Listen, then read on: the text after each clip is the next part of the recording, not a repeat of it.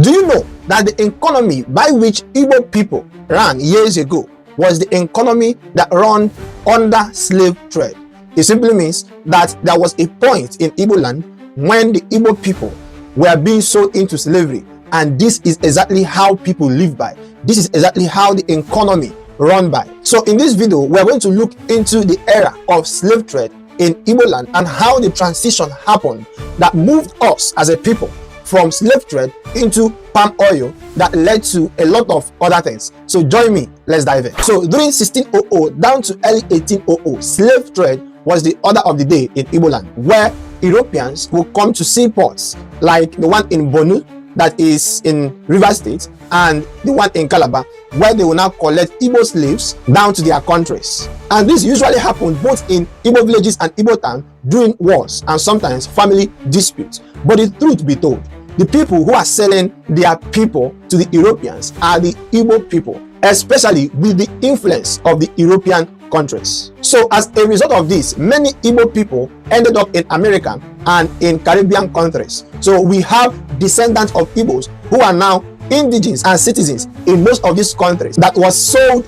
to the European countries. So in this era of slave trade, there was a lot of fear, mistrust, and suffering, because you wouldn't know who will sell you out to the European merchants, because most of the times people were kidnapped, and sold to the European merchants. So this is the reason why there is mistrust. You cannot just trust anybody, including your family member. But by early 1800, the slave trade economy began to decline because the British people that once supported this is now stopping it. They started sending their navy ships to ports to stop anything that has to do with slave ships. So as a result of this, it becomes risky to trade human beings, and slave trade became less profitable because they had to even sign treaties with most of the key people who are involved in this slave trade. So with time, the slave trade economy ended, and now they moved to palm oil economy. Coincidentally, at the time when this change and transition was happening was the time that European countries were going through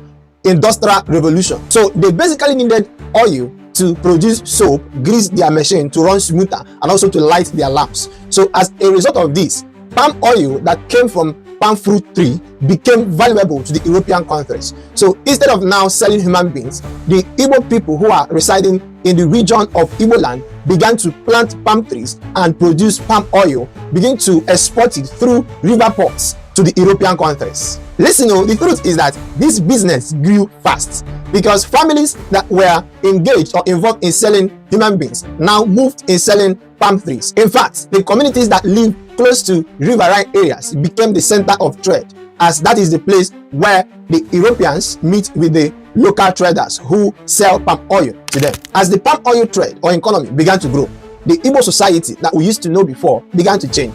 Some persons became rich from this palm oil economy or palm oil trade.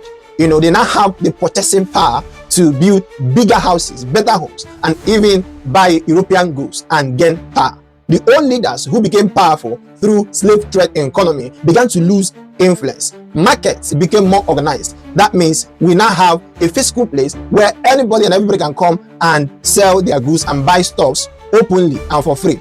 The roads that leads to the river ports were worked on and improved. This new trade brought new ideas. But here is the bigger picture. The bigger picture is that the shift of Igbos from slave trade to palm oil economy brought or drew the attention of the British to the southern part of Nigeria, or will I say southeastern part of Nigeria, in such a way that it made them to colonize Nigeria in order to have access to the palm oil and even to the oil, the resources in southeastern part of Nigeria. So Nigeria was not colonized just because they want to bring us together, but because they saw something that could be useful to them, and so they wanted to take full control of everything. This is what brought colonization. So in 1800, British forces would have now taken over the land, the southeastern part of Nigeria. So the shift from slave trade economy to palm oil economy was not just about business. It brought change or shift in Igbo society as of that time. Unfortunately, it was what attracted colonial rule that made us not to have our own autonomy.